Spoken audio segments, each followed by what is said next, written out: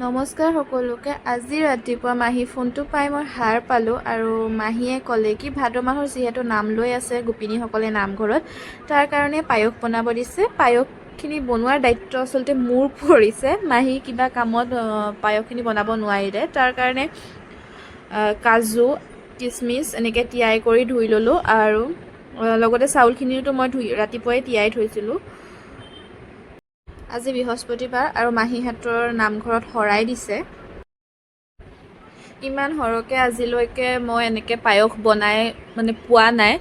ঘৰত খাবলৈ বনাওঁ, কিন্তু এনেকৈ গোপিনীৰ কাৰণে বনাব পৰা নাই। কিন্তু আজি প্ৰথম বনাইছোঁ গোপিনীৰ কাৰণে সৰহকৈ। অলপ ভয়ে ভয়েও বনাইছোঁ, কেনেকুৱা হ'ব খাবলৈ সেইটো গম পোৱা নাই। আৰু যিহেতু শৰাই দিব ন, আগতে টেষ্টো কৰিব নোৱাৰি। চ' ভগৱানক ভাবি চিন্তি পায়সখিনি বনাইছোঁ। ৰেচিপিটো আপোনালোকক নিদিলেও হ'ব, কাৰণ পায়সটো চবেই জানে বনাব। আকৌ মই যদি ৰেচিপি দিওঁ তেতিয়া কিছুমানেতো ক'ব অকল তইহে পায়স বনাইছনে।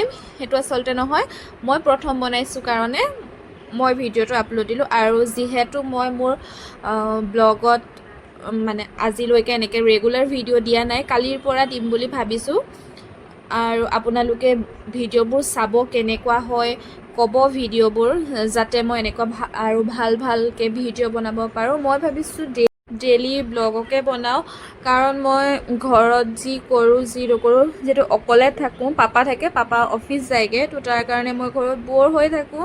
তো এতিয়া ভাবিছোঁ কি ডেইলি ব্লগ আপোনালোকৰ মাজত আনিম। আপোনালোকে ভিডিঅ'বোৰ চাব, কেনেকুৱা হয় জনাব, আৰু কিবা ইমপ্ৰুভ কৰিব লাগে যদি ভিডিঅ'ত, তেতিয়াহ'লে আপোনালোকে জনাব। কাৰণ মই প্ৰথম বনাইছোঁ, তো নাজানিম ভালকৈ ভিডিঅ'বোৰ কেনেকৈ বনায়।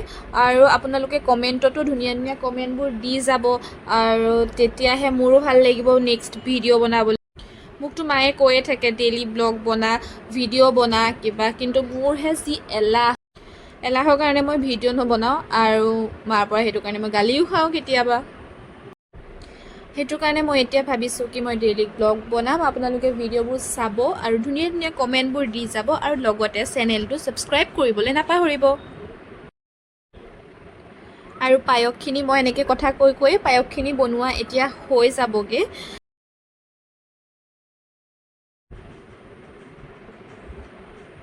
এয়া কেশৰো দি দিলোঁ লগতে।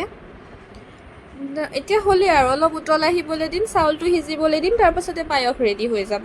তাৰপাছত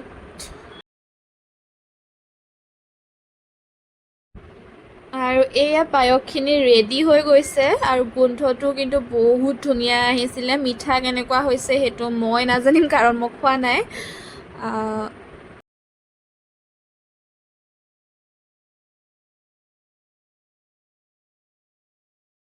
এনেকৈ নিজে বনোৱা বস্তু যদি কাৰোবাক খুৱাবলৈ পাওঁ, বিশেষকৈ গোপিনী বা ভকতসকলক যদি খুৱাবলৈ পাওঁ, তেতিয়া মনটো নিজৰে ভাল লাগে।